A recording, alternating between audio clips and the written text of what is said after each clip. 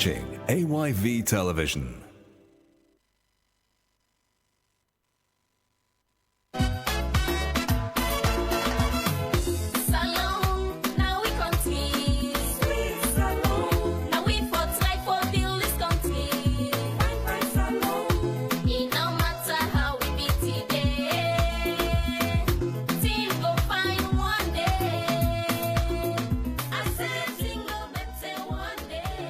Revamping the public service architecture, we usher in a new era of delivery efficiency and professionalism, enhancing the efficacy of public sector institutions. These strategic initiatives form the bedrock upon which we shall usher a profound change, serving as catalysts to revolutionize economic growth, alleviate hunger and poverty, elevate public service efficiency, generate abundant employment prospects, and foster resilience in adversity.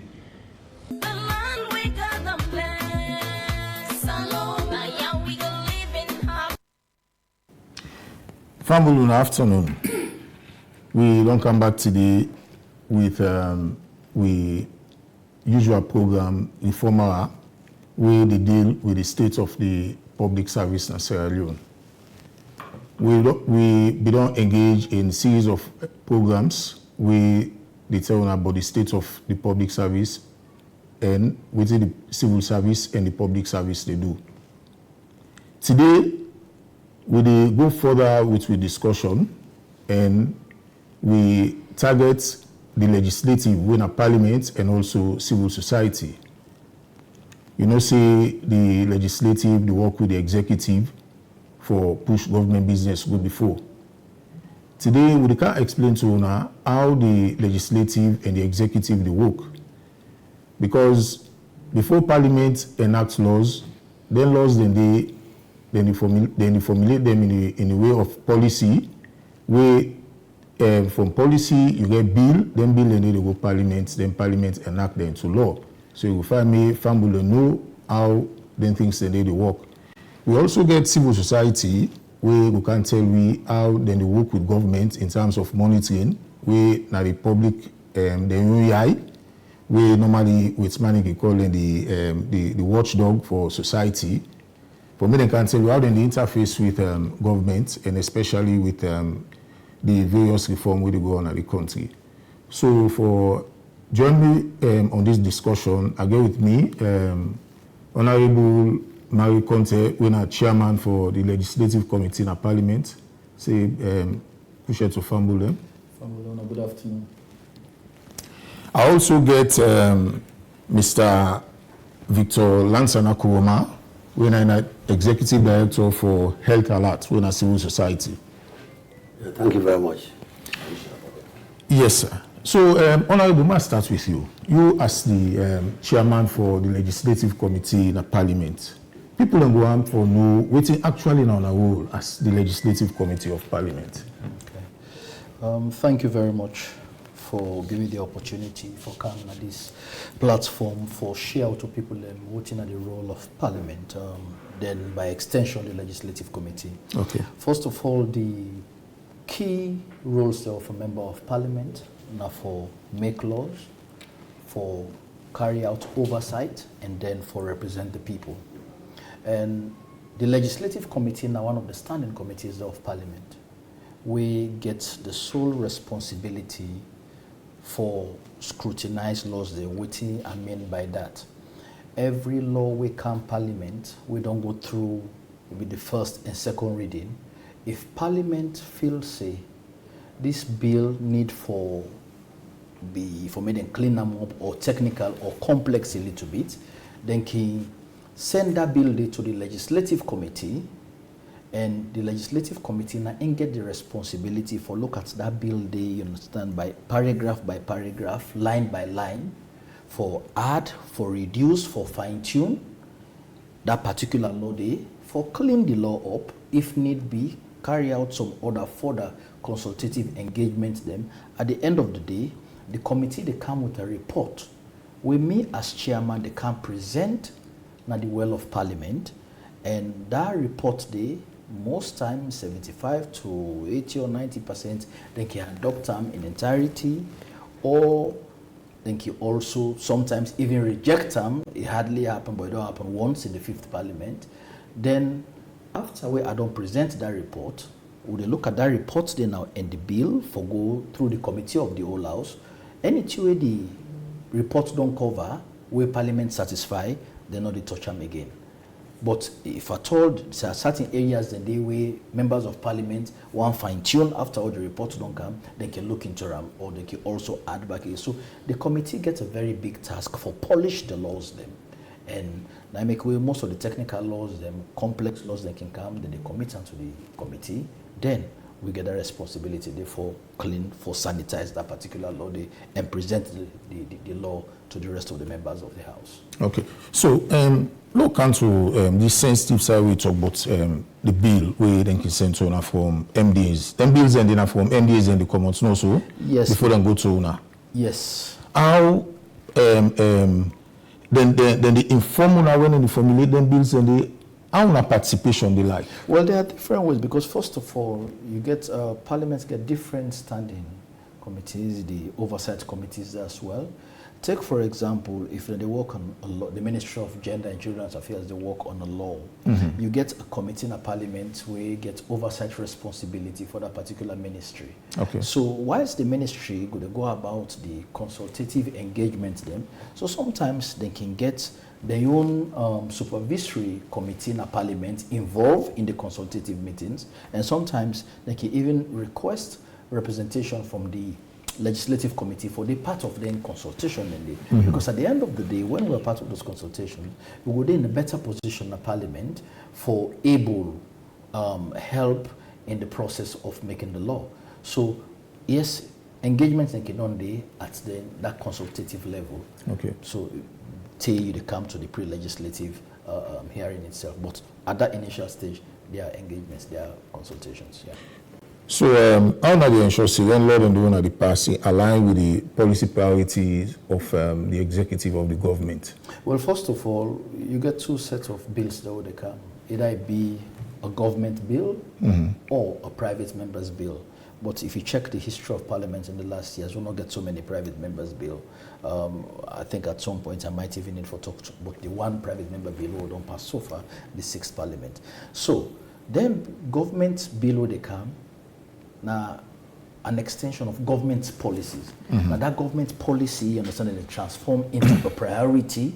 Then, of course, we get the cabinet approval. It go in the form of a proposal when a bill when they bring country. So the policy get on there and government they make a priority. So you go see now that government policy / priority they inform the bill where they come meet Parliament. Okay. So again, that coordination they can only, like I say, get a supervisory committee of the particular ministry, department, or agency where they call the bill, they can not be in touch. So whilst that committee they monitor the development of the bill, till you go, of course, law officers, cabinet level, and then finally we will come to Parliament. Okay, una don't ever get a situation where maybe una get disagreement in terms of maybe policy, a bill come na Parliament, then una maybe not too satisfied with the content, so una get some kind of disagreement? Well, in fact, that's also the reason we make then can refer the bill to the legislative committee. Okay. You understand?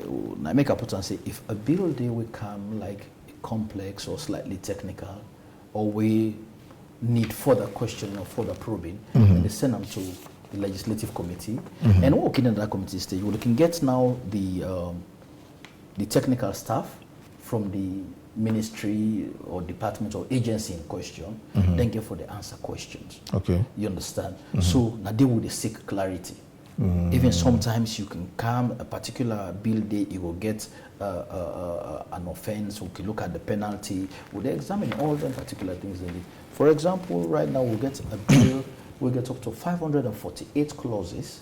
Okay. About 308 pages. I think the biggest so far in we parliamentary history.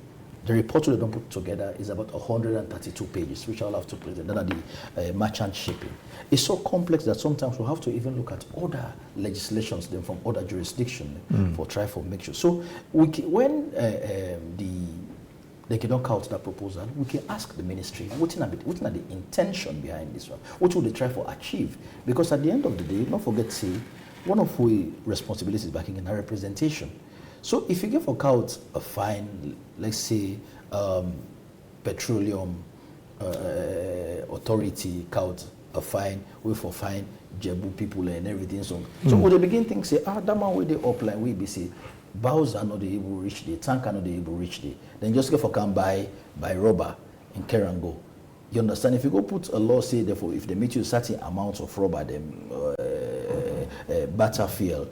So we'll go for say no, not take into consideration. Say this is this kind of scenario where people tank cannot able to reach the, we forgive them that kind of preference, therefore able to maintain certain amount of battery. You know, just that kind of thing. So then you don't count that proposal, but we they can't fine tune. I'm taking into consideration the people's the people their own sentiment. So take for example, we even get this constitutional amendment bill in front of we. Okay. So what you do when you even don't come, I get the responsibility right now for receive position papers. You understand? So all that now for give the opportunity to the public for participate more. It's more like participatory lawmaking. Okay. For make them able engage more. Someone will be opportune for be part of the consultative engagements. Then still get an opportunity. Okay. So this now for law just make sure say anything parliament's now the final gatekeeper. So anything then we don't skip at the executive level. When we reach parliament now, they try for sanitize them, and then whatever differences we get with the executive, we'll try for argue them out. Many see reason why A, B, and C for happen. So in such case, Unaki, when bill cannot reach the parliament, Unaki able for incorporate the views maybe of the public into them bills, and the way sometimes if they're absent inside the bill. Yes, it's still possible. Now make us say, okay, ask for position papers. Okay. Like apart from what you do for this constitutional amendment right now, I did that for the cyber law. Okay.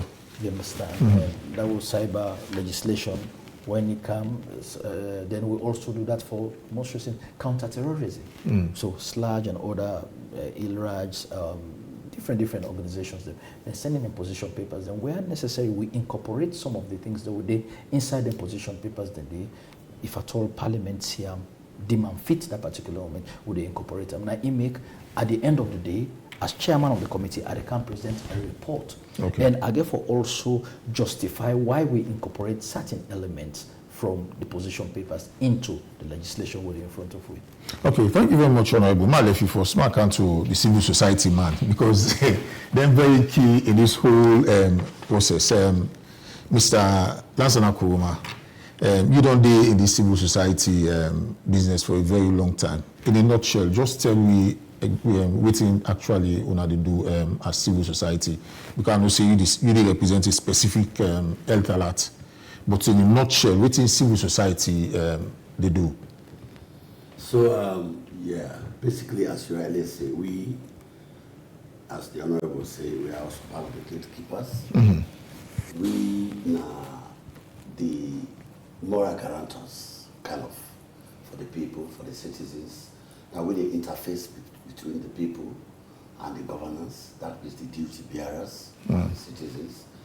And we roll now to make sure we hold government accountable, and we make sure they are transparent in everything we they do, and the citizens are participatory in every process when they happen. We ensure that every voice matters in all the discussions. So as civil society, whatever they happen at governance level, whether as members of parliament, whether as a minister or whatever state governance, will ensure that at least it is done fairly for the benefit of individuals and the state as a whole. We know they look at issues where they personally gain people, but for the benefit of the country and of course the entire larger population or not the citizens.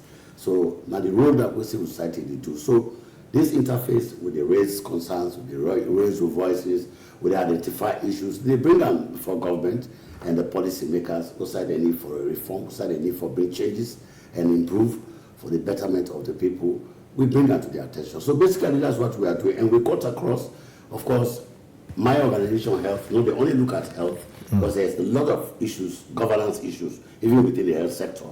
We look at a lot of governance issues, but we cut across issues around, electoral processes. We look at issues around, because without all of this, when we talk about governance, there could be no proper health, right? And again, without proper health, there could be no governance issues, right? So that's where we cut across all of issues that have to do within making sure that the people become matter in all of the conversations. Okay, you don't answer part of the question why civil society very crucial in public sector reform. So I want to ask at which stage, when I don't ever involve in sort of reform work where you do so as executive director of Health Alert? So not ever participate? So definitely there could be no reform in this country or as a state where civil society is not involved. Okay. Now, we are not saying Victor Kuma alone. I am representing the bulk of civil society here. And so the role of civil society, as we rightly say, has been part and parcel of every reform that happens. Because, like I say, if the reform not seek the interest of the people, then it is the responsibility of civil society for ringing the bell and really saying, no, this is not in the best interest of the people. Let's talk about the recent one now, where everybody concerned about electoral reforms. Yeah, when they talk about, constitutional review. We have several of our colleagues, civil society, who are part and parcel of the process, that they look at critical things, and a good number of them, some of them are journalists, some of them are lawyers, some of them are other former politicians, but they are all non-state actors, right? When we talk about civil society, we are talking about non-state actor, right? And so we have been in this process all throughout. I mean, for every specific reforms that happens, it must involve the civil society, because at the end of the day, the civil society only amplify, right, whatever happens in that reforms. In fact, as a matter of fact, the civil society only raise the alarm for reform. So you see the role they play. Sometimes it's making a little bit, relax in such an area and say, oh, okay, no, let's leave this for now. But the civil society said, no. It is right time that we reform here. Why? Because we are talking about efficiency, we are talking about effectiveness of service delivery, we are talking about accountability, transparency. So if a particular system or structure, or department, or ministry, whatever you call it, is not functioning to the best interest of the people, civil society bring it to the attention of the state authority who say, you know what, this area needs certain reform. We need to pay attention here. So civil society has been playing critical role in all reforms as far as we're concerned, right? Whether one way or the other, it depends on the specific area of reforms what we talk about here. Okay. The health sector, for instance, before the free healthcare, I was strongly involved in making sure that government provide free healthcare because of the experiences we don't have from other people, other countries. Then we see that. Also in policy system, strategic planning documents that we develop today, civil society has always been making sure we raise. Those in governance as well, right? You see the IGRs, they are involved in making sure that policy reforms are made. Okay, so like I say, diverse civil society have always been involved in reforms. Okay. Now one thing for raise the alarm, then now another thing for be part of the process itself. Exactly.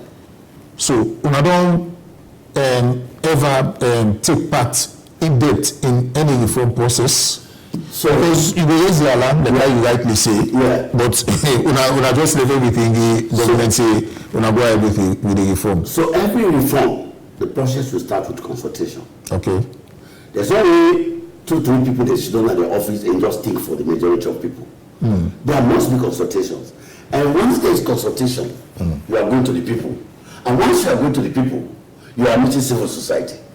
Because they are the voice there. In every community will go. So that is one way of involvement. Okay. So for every level, whether reforms that take place, civil society is critical there, and you need them there. So we need to only raise the alarm, as they say, and keep quiet.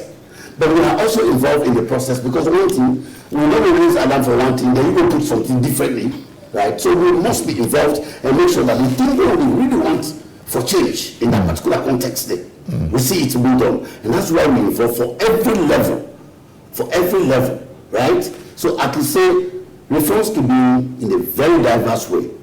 Okay, for instance, if you get the public sector reform unit, I'm sure if Vitokura is not part of it, but one way or the other, there are other civil society colleagues that they have been engaging over the time. Recently, they are looking at what? The pharmacy board. I was part of that. Okay. We went at Toke, was it Toke? Honorable was there, I was there. We look at company. Exactly. We look at the Pharmacy Board Act and the practice. We try to see how these acts don't become a cake, some of the fines and other things that we're there under. No comparable to what the days are talking about here today. Because health that is an health expert.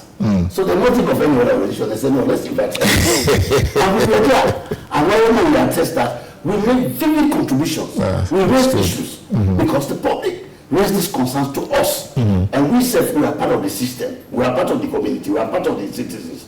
So we bring this issue. So it was so good that civil society representative was there. And so public sector reform unit felt very comfortable that I was there representing the health sector. Okay, for make such reform. So, like I said, there are also other civil society organizations. When you talk about governance, you meet the IGRs, you meet other organizations, they are there, right? So it depends because health and life cannot champion everything, right? But one level or the other, one civil society to the other must be involved in any of the processes. Yeah, we are more visible in this whole process.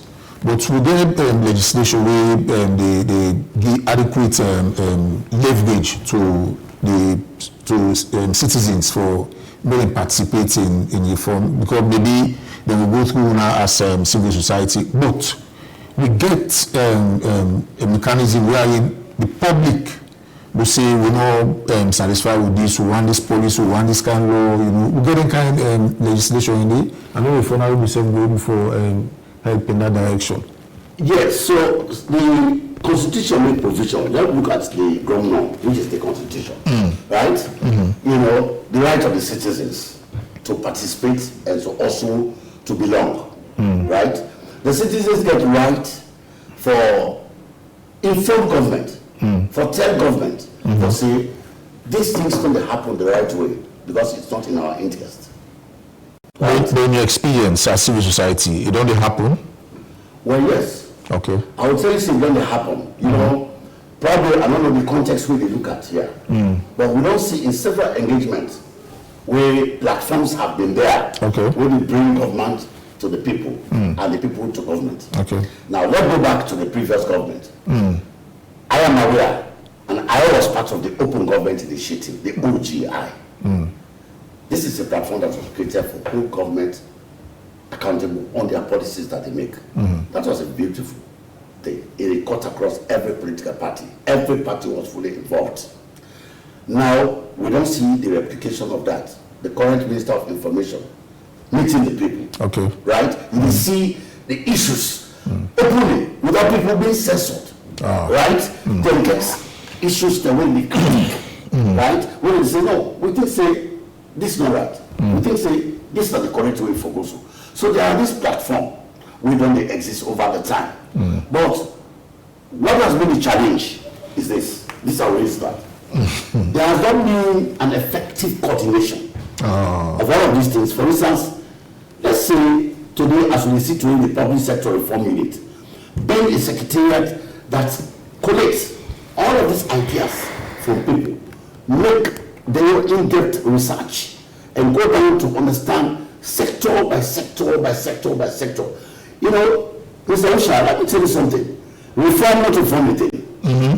Reform, they tell you say, it is not business as usual. And not everybody like reforms. Not everybody, because some it might not be comfortable for them, right? Particularly so when we say, no, the road this way they go, not to say for go again, if I go this way, not to everybody will like that. Yeah. And so because of that, you will find certain people not feeling comfortable for being part of that process. But I will tell you for free, it is also good for reform. Because reforms give me an opportunity for development, they give me an opportunity for make sure that, you know, a lot of ideas come in, innovation, right, technology, right, all of these, the things that we will need for bringing it to our reform system, right. So I think, for me, it's a very good process. Okay. And civil society role is extremely, very, very critical. Okay. In that. Yeah, thank you very much. Honorable, Yep. you know, the civil society man, this bring me down to a very serious area with the coordination. If civil society and parliament or MDAs, they know they coordinate well, for make we get good laws for the country, it will be very difficult. How will a coordination sound like? One, with civil society, and two, with ministries, departments, and agencies, because the policies then come out from the executive and council. How will they coordinate for make good laws for the country? Okay, thank you very much. First of all, at the re-echo the fact, say, coordination very, very important at different levels. Yeah, and Parliament find that very important as well. So based on that, we get different civil society organizations that we always can do it. And in fact, Parliament now they work with civil society organizations. So they don't, Parliament and the CSOs, they don't come together, get an organization they call PALCISONET. So it's a half of Parliament, and then the SO is a Parliament and CSO networking organization. So we EBC, it creates a platform for sharing of ideas, having the, yes, we are representatives of the people, but CSOs are also representatives of the people, and they help re-echo within the people in the brain come up. So the coordination there at that level, not all tender relationship can be cordial. It can be icy as well, depends on the topic or can come up, because I remember there was a time we get for deal with the telecoms. So that issue had been come, and we host them in the Parliament, and some of the decisions that we took not being go down well with some civil society organizations. Of course, it's their right for make the hearing, raise them up, right for me they really object, but there was nothing constitutionally illegal we do by then. So again, there is that level of coordination. It can be icy sometimes, but then of course we really need to get along. And we also they try for let that coordination they expand a little bit, because a few times as chairman of the legislative committee, I don't try to encourage civil society organizations, especially those who pay attention to governance issues. For example, if you look at a certain sector, from time to time, go to the government bookshop. You understand? Because government bookshop now they can gazette bills them. Because most times, as something can come up, you get CSOs can come, consultation was not enough. When consultation will be enough? Those lines the way we go draw say, this is not enough consultation. So, for Leone, we really understand each other, for this coordination or this relationship getting on very well. So we can encourage them. So from time to time, when I join this government bookshop, when I watch them gazette here and see bills the way they're out there, we ourselves go make our own input, because now they talk about participatory lawmaking. Okay. You understand? So we ourselves get a whole lot of idea on expand on broaden on our knowledge or ideas on this particular bill of the camp. When I go to help for inform when I go to push it to some end, we will help for informal debates then. So sometimes we can feel say we are not really challenged on some of the issues, because now only when an issue come up, it gets small noise. Yeah, it gets small noise, critical to some few people. Maybe say they get that kind of attention doing it. You understand? Take for example the last one, we've been getting this safe motherhood. Okay. Oh, in fact, I've been getting with so many groups. It reached a particular point in time, even my faith was questioned, so drive will know whether I mean a Muslim or Christian, which was important. But we also work with civil society organizations like PAHA. You understand? I think they also get for do with some health alliance or whatever. So I think that coordination has been there. Sometimes shaky, but then we need them. I think it's very, very important for able to do the gatekeeping role very well. Oh, that's great. Honorable, agree with me say Parliament they don't enact laws we not backed by policies. We to some extent than a mismatch because the policies may inform the act. But we don't get instances where we don't enact laws them without policies. We for implementing laws then the institutions and the find it very difficult for implementing laws and the you go tell me what's not the implication of some of them laws and the enact without policies. Well, I have to be honest with you. We don't get so many of those. Only that when we get some laws the way they come, let me call them proposals, because after all done with them, now they become law. So proposals the way they come, we can get some things in the way we they add later on. You understand, based on feedback from people or like I say position papers. So maybe can get issues with implementation. But then one thing I can always say, there is no perfect legislation. You understand? There is no perfect law. It depends whose side the law they owe you. At some point, now they determine whether it's a favorable law for you or it's not favorable. So when we can get the scenario then we are in maybe a law don't become enacted, would they get problems? The institution always feel free for come back to Parliament. Because we get something we call post-legislative scrutiny.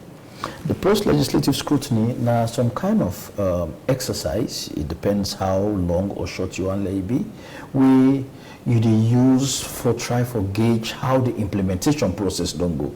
What are some of the bottlenecks within they face during the course of implementation? So during that 10 days, we can go back and say, law A, B, and C, we don't try for implement. How this law they go, what are the problems they would face? How can revisit them back? Like I don't hear so many complaints at the court of public opinion about how rigid the cyber law is.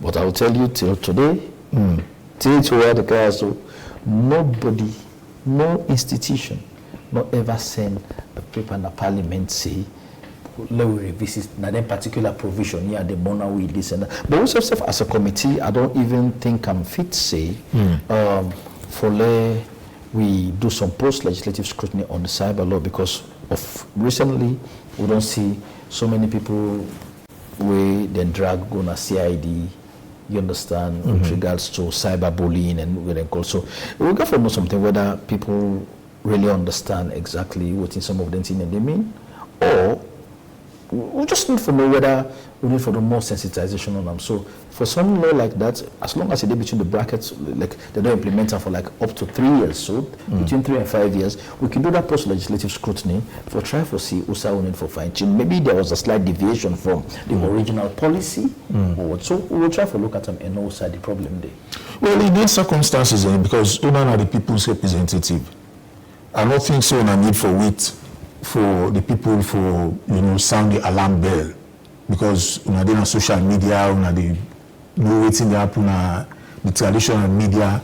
If maybe say pass certain law, say maybe it disadvantage or somehow to the population. I think say without waiting for the people, safe able for institute mechanism in Parliament for see how best to able for tailor the laws then it's possible for make una do one without una get requests from the public. We need them. Well, not necessarily the public, but maybe even those who implement the law. We are the lawmakers.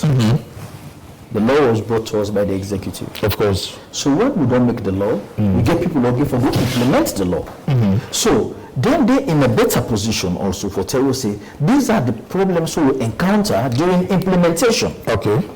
You understand? So we get for really listen to we don't make them based on what we feel say right at that particular moment.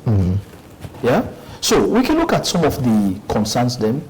Yes, like just like this one way I don't even talk about. So come from I don't wait say but now I tell you say as chairman of the committee, we don't see recently we don't get so many cases where we see there's still a struggle with that particular legislation. So based on that, would they intend for carry out a post-legislative scrutiny or not?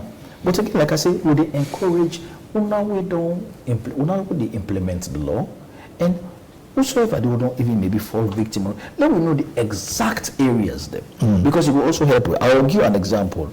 I think there was some slight issue with the Mines and Mineral Development Act. You understand? I think people don't believe it.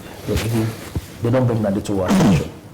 Then also the customary land legislation. So you understand, I think there are somewhere where, if they say with the mining companies and the landowners, there are certain issues. You understand? So this naturally don't come to your attention. I think they don't get difficulties during the process of implementation. So they don't resort back to it, an area will get for looking to. So we don't encourage the public for do that. Like I tell you, there is no perfect legislation.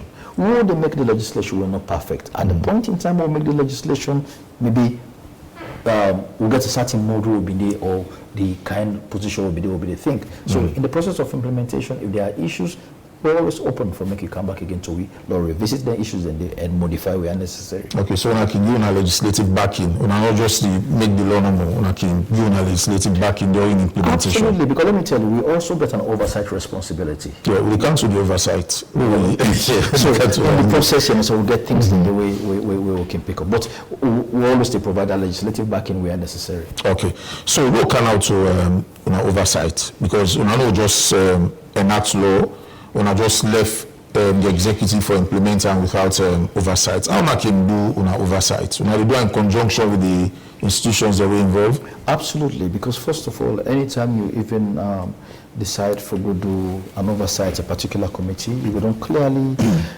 set out your oversight objectives based on the institution that will supervise. For example, under the legislative committee, you get of course, the justice sector, law reform, Office of Administrator, Registrar General, the judiciary, all that are there within my own supervisory responsibility. And so now we don't enact the Criminal Procedure Act. Okay. You understand? The one we've been get was a law made for us. Now we have a law made by us, so which is quite different. So.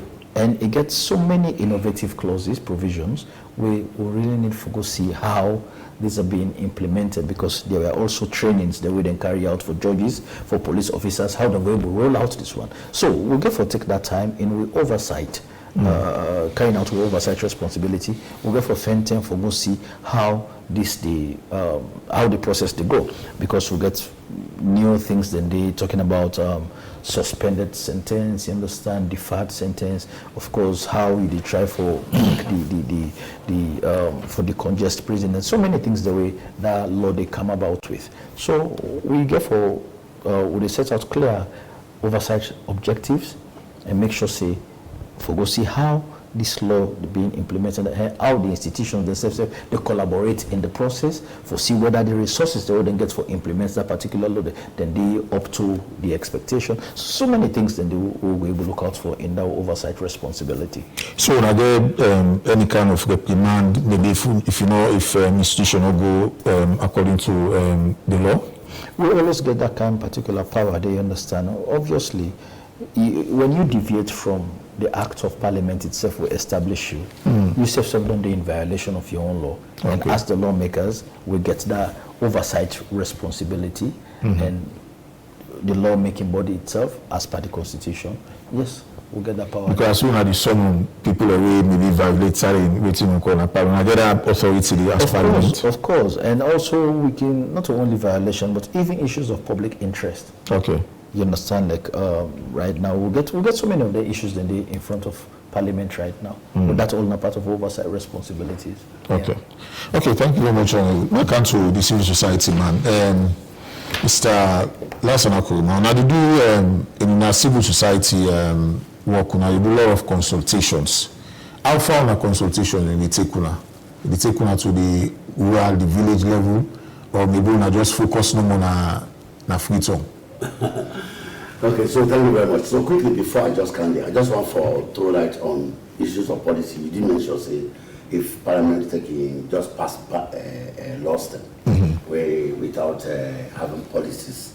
So quickly, one for letting the public know, say, there are two major ways where laws they come to Parliament. I mean, they can by bills. Okay. Right?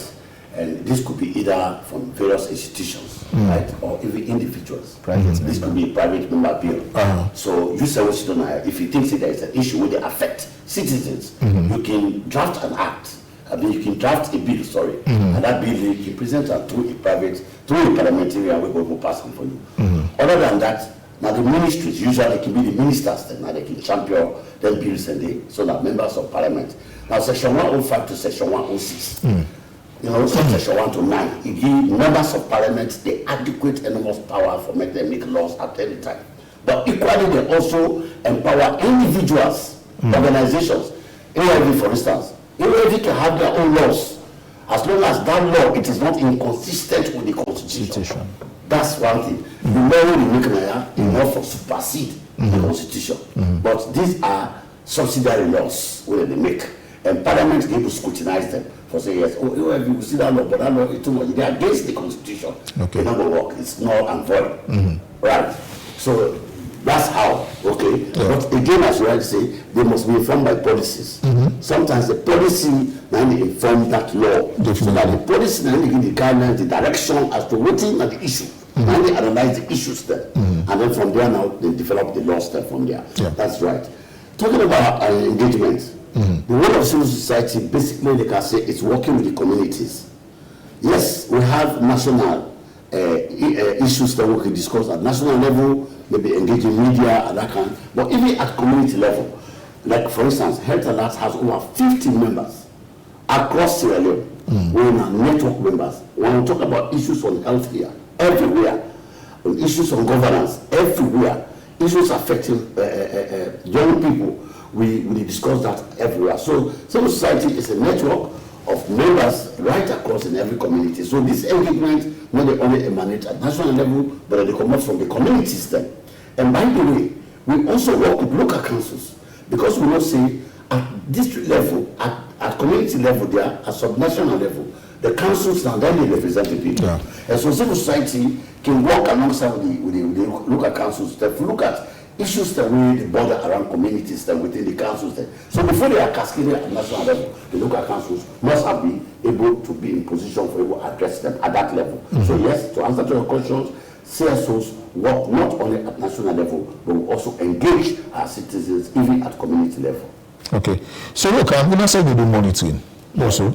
How strong or how empowered are they for carry out on monitoring?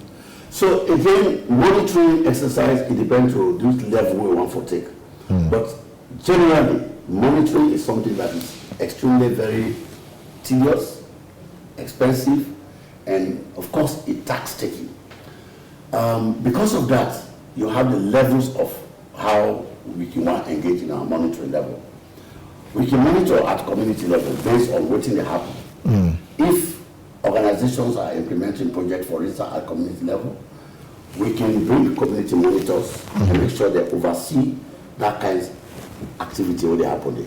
We also monitor sectors, like I tell you about the councils. There are ministries, departments, and agencies that are at that district level. CSOs have the responsibility for make sure they monitor the activities of government when they happen at that level, including at national level as well.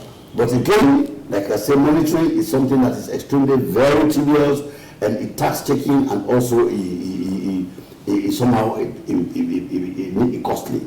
And so because of that, you will see that at some level, civil society is not able to cut across all of the issues that they need to monitor because of the challenges. Not everybody have, for instance, vehicle. If you have a monitor, service delivery, for instance, if you know their own health, not all the communities were available. Right? So if your issues are happening at that community level, it's difficult for them maybe me each day. But that's why we have sub-committees that we daily, because they live within that community, they will do monitoring. But it's part of the job that civil society has been doing over the years. Okay. So as you stated earlier, what sort of reforms they don't take place? Youth, gender, and other areas. But it's like they are somehow not structured. I don't know, maybe in a discussion as civil society, whether we get any structured reform dialogue platform, we want to sit down and discuss about reform. So, now getting kind of dialogue in there.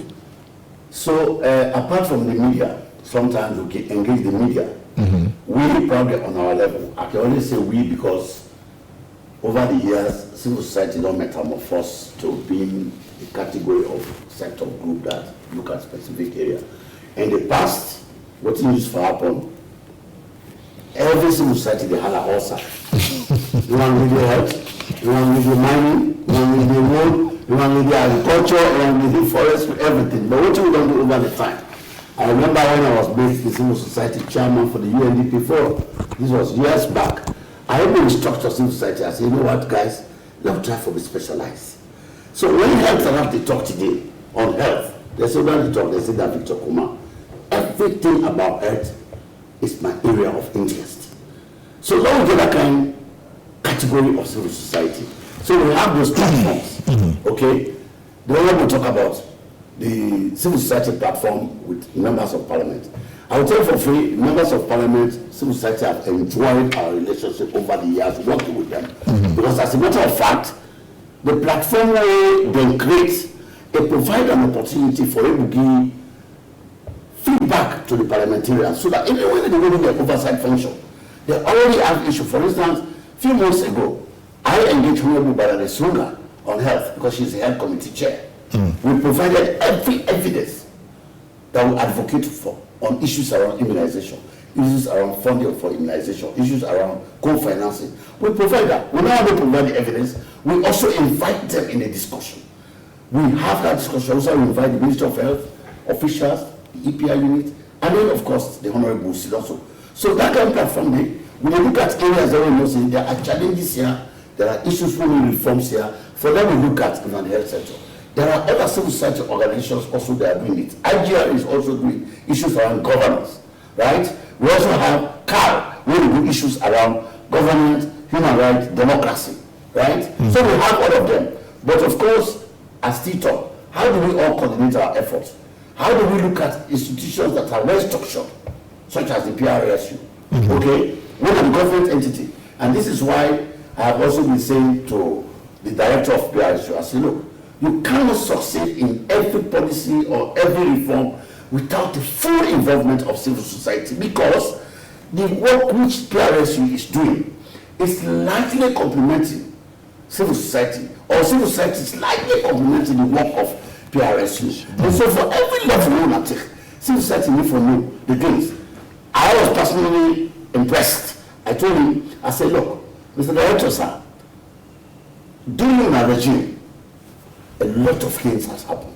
A lot of success stories you don't see in the reforms when they happen within the sector. And this is what civil society needs to know about. So that we go amplify the successes they need. Okay? Because we don't get a kind of a well-structured system for civil society. So if the PRSU deal, we think say for government, that is a system, but it's not only for government. It should be also meant bringing civil society on board. Right? And that was a very good thing. I mean, basically, he embraced that. From that point of view, I said, Victor, I agree with you entirely. Going forward, we think say we need to involve civil society. So that at the end of the day, whatever things that the public sector reform unit is able to do, a legacy we want to know, whoever comes, that legacy for the continue. That system will scatter at all. Because reforms, about not to form it, you know. No, it's true. It's true. But it's taken to development. Of course. It's taken to a sustainability system, right? Yeah. So that is why civil society needs to be involved in that. Okay. Right. Yeah. So in our work, we submit reports to parliament, not so. Yes, absolutely. Yeah, in some cases. So how parliaments can, honorable, how can work with civil society? How can receive the reports? How can treat them fairly? When I get we can discuss or debate the report from civil society. Well, that's the ideal situation. Victor, if I don't ask if we treat them fairly, I think I ask you first because the report will come out from them. I don't know whether when I don't ever get to a situation where you get stand off with parliament. So again, I want to honestly confess here that the legislative arm, which my right honorable sitting here, is pivotal. Because everything got across legislation. We have not, my organization have not fully engaged the legislative issue because much of the work we really do after that has not much to do with laws. Okay. But I will also say, because he's a member of parliament, and then there are other members of parliament, which I have quoted here, Honorable Valencia, for every time we do an activity, we send, and guess what? We don't only just send the report. We bring it and we debate it and discuss it. And we tell them, say, this is our findings. If we now believe we will go down, I will tell you sometime last year, we went to Kailan, we went to Kenema, we went to Puja, we went to about 5 districts where they operate. This was a World Bank funded project to the ministry. We go look at issues around service delivery health.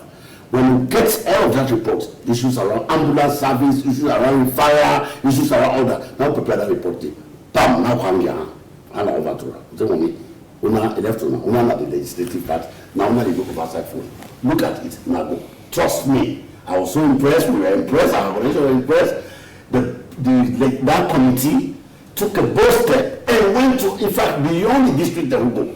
And I tell you, in fact, they even discover what it was as we will discover. Okay. So that's how we operate. Okay. So every thematic sector, right? I wish we will have a civil society working on this literature. I think for me now, Honorable Mary, I will assure you that going forward, I will also be working with your committee, because as a lawyer, I'm a lawyer, and basically I think as a lawyer, these are things that we need to be looking at, right? Yeah. Because so it's extremely very, very important that the legislative aspect of everything cut across, and your committee should be paramount in that parliament in looking at everything that has to do with the laws, whether it's education, whether it's health. Indeed it is. That's why I'm very, very busy. The committee is very, very busy. You know, they work every day, and most times we determine what in the happen at parliament. So I don't mean to different civil society organizations, because whenever the issues then come up, because governance issues then, of course, you get different sectors with issues that they come up. So I deal with them every now and then. And they also don't enrich my understanding of the issues. So that makes sometimes when I can just see people just talk at the top of the head, I can say, come on, try for interact more, get to know the issues there. Then at the end of the day, they talk from an informed point of view. Because I really notice sometimes to really mislead people in this country. And maybe sometimes because we're lazy back again for getting information, the very few can be bold enough to go out with the wrong thing, can just succeed for able to let people then copy and paste and send it all over. And by the time you really try for arrest some of the wrong information, and then you're too late. So we always can get in small issues of governance crisis. Quite honestly, you know, this program is also sort of an eye-opener for beaucoup people. Because, believe you me, the perception about the public for Honorable Leone, you say, we don't parliamentarian and just sit down and they do nothing, they just do it for nothing. But what you don't talk now, so they wait for they do. It's so plenty. It's so plenty, and I believe family out there, so they don't learn a lot from waiting parliaments they do. So I want to say kudos to you and your colleagues them.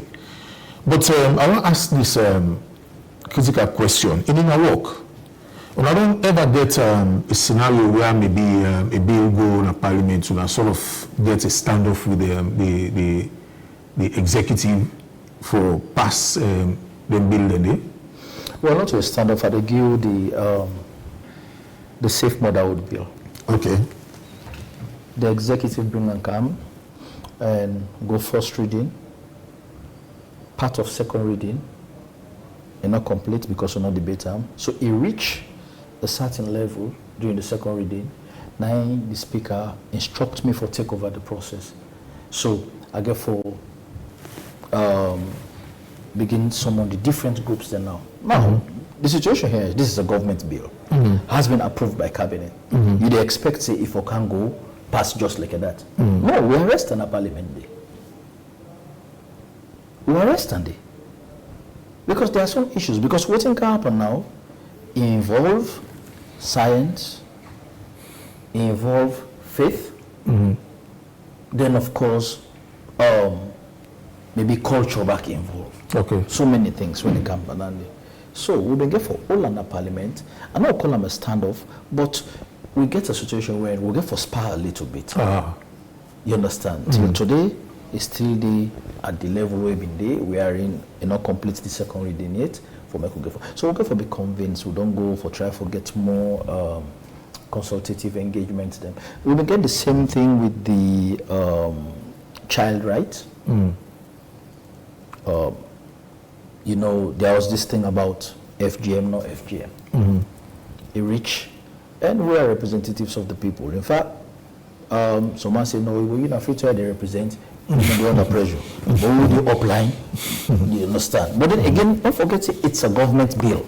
And the proposal they say, you understand, FGM for be dealt with. But one thing to maybe make clear, and I'm on seat as the chairman, I say not to be an FGM banning legislation day before me, now a child rights protection law. So let people first of all try for clear the misconception, then we'll try for going to the issue. So we get that kind of sort of standoff, but then at the end of the day, now we'll get the responsibility. So now that bill don't go parliament, it becomes the property of parliament. Okay. So then now, no disrespect from the executive, you go assist, but you're not going to insist anymore. Because it is within the purview of parliament. So when we can get any issues, then at the end of the day, we can try for iron them out. Some can succeed for going at the next level. Okay. Some can get lost in transition. So now go on independence for look at bill dispassionately, you know, nobody the influence and everything. Yeah, well, somebody will try for influence because you know, say you only word pass, but these are separate arms of government. Okay. So we'll go for make sure say we'll do what we're supposed to do. Okay. Mr. Mr. Kuruma, we don't come to the end of the program. You don't earlier tell we say we have different sectors of civil society. We don't hear you, but I'm chair civil society or one man civil society. We really get the capacity as civil society for address the diverse issues the way they face the country. Oh, absolutely. You know, one thing that people never underestimate the civil society is the fact that the people listen to them, just like how the honorable member, they always say they are also represented by the people, or they are representing the people. Now, at community level, one thing where the civil society not for try for do, now like where they try for deceive or be dishonest in things. Now, one thing you for always make sure present your facts to the public, not put sentiment. Okay. Not also try for associate yourself with the issue. Because once you do that, they will feel, oh, now because of economic, they do that. When you do advocacy for the forthright, your advocacy for the based on the issue, and also it must be accompanied by evidence and proof, right? So once you do that, but you find out if you are that type of civil society, you are very inconsistent in the things that you do. You know, there is no proof of the things that you raise. Then you will feel like that can't possible when they just ayala for nothing, when not better. And you don't have that substance. And once that substance comes, not everybody believe you. That's the point. But I will tell you, for a civil society that wants its credit and everything, when you speak, the people listen to you. And issues any statement, that statement becomes a policy statement, but also it's based on fact and evidence. So that's why kind of system. Civil society all over. But I will tell you, you have to be credible, you have to be somebody who is well informed about the issue, and you know what you travel to. Then that becomes the type of civil society where any society can live. Okay, thank you very much, Mr. Lanson Akroma. Honorable, I come to you. We the try for roundup now. You get, if I say your last word, then we try for roundup, say Tata to Fambule. Well, you can talk about the public perception about members of parliament. It's sad people were entitled to their opinion, but not to their own fact. We are representatives of the people. We are not perfect. They represent the good, the bad, and the ugly. But make themselves continue for trusting we and let them support we in their own little way for make we able to do their own work. And I want to make this play to civil society organizations. Them, the energy we can get for raise certain issues, we want to put that energy there in sensitizing the public about the responsibilities of members of parliament. Because till today, we're still being haunted by the ghost of the 1978 constitution, thinking that members of parliament are responsible for development. Yeah. But we are carrying out our responsibilities. So at the end of the day, if me make law for you, but you go for good judgment based on the purple for make for you, then a mismatch. So please, that energy, when I inject some small, and let the people, because when they understand waiting for when are we on roll, they're going to waiting for expect from we. But I don't know, Honorable. I don't know if not the other way around, because UNICEF gets a role for play in that direction, for sensitize una communities, una constituents, and for say, now this, now the role of Parliament. You know, platform like this one so will be necessary. We do that every day, but then Okay. like the fourth role, we are the developmental role. Okay. If you go now na my table, na my office, na host, I get letter with the show see the geledege for Kanwa Kanami area. I get sports, I get carnival, I get all those envelopes. None of them on policy. But at the end of the day, you understand, not the part of the responsibility. All what I get for them, na humanitarian. But then again, that's just the reality. Okay, thank you. I just want to appreciate the honorable for actually making clear on call to civil society. But I just also want to make certain facts too, and for them to understand. Sometimes the members of parliament, not everyone, that they also can find themselves in a situation. You know, we all can understand when people need power, they can say anything to the public.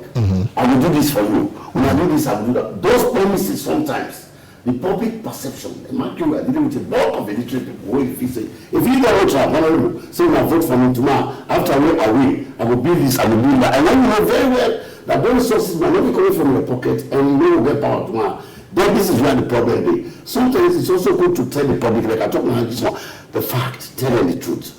In as much as I'm representing you now, but I'm also limited to certain things that does not fall under my power. So when the public understand that, and that becomes very consistent, that, oh yes, they will tell you, I have witnessed several meetings without no parliamentarians there. We bring them and ask the public for their acts. Trust me, these were the people who were ever say, we honorable and one of the most honest honorable. What you able to tell you? What you able to tell you? Brain. And those are the type of things, those engagements, right? I know the challenges. I know the expectations. I know also there are family members there, other friends already feel say, oh, the honorable wants to go to parliament, it gets everything it takes. So this is why I'm glad that again this public engagement with civil society can go a long way and help me. So that at the end of the day, the perception that the public get about members of parliament, it can be, I mean, we can demystify that at least. Thank you very much, Mr. Lansana Kuruma. So now, yeah, we draw the curtain down for this discussion. Now, some kind interesting, lively discussion. It don't really take good time, and we look forward to more of this discussion as we go before. So, family, till we meet again. We will moderate this program. Mina Siaka Usha Conte, Head of Communication and IT, Public Sector Reform Unit, Unatata.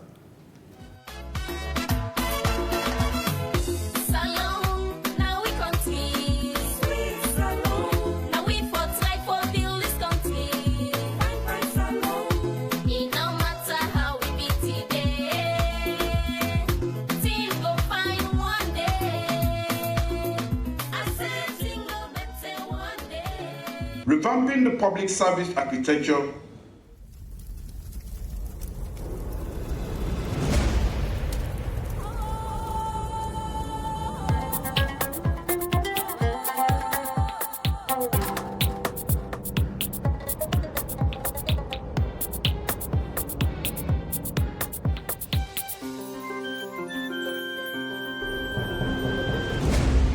You're watching AYV Television.